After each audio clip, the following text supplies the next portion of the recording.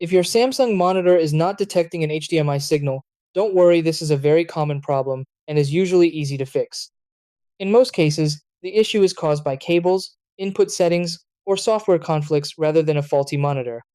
Start by checking the basics. Make sure the HDMI cable is firmly connected to both the monitor and your PC or console, and inspect it for damage like bent pins or fraying. For best results, use a certified high-speed HDMI 2 cable, especially if you're running 4K at 60 Hz. Next, power cycle everything. Turn off the monitor and source device, unplug both for 30 to 60 seconds, then plug them back in. Turn the monitor on first.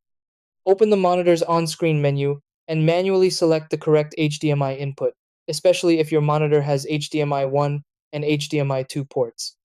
After that, update your graphics drivers and, if available, your monitor's firmware. Outdated drivers are one of the top causes of HDMI no signal errors. If your monitor shows no signal, input signal plus, enable input signal plus or set the HDMI port to PC mode in the monitor settings. If the issue continues, test the monitor with another device to determine whether the problem is with the monitor or your computer. For advanced cases, check that your display resolution is supported, verify HDMI version compatibility, and confirm USB-C ports support DisplayPort Alt mode if using adapters.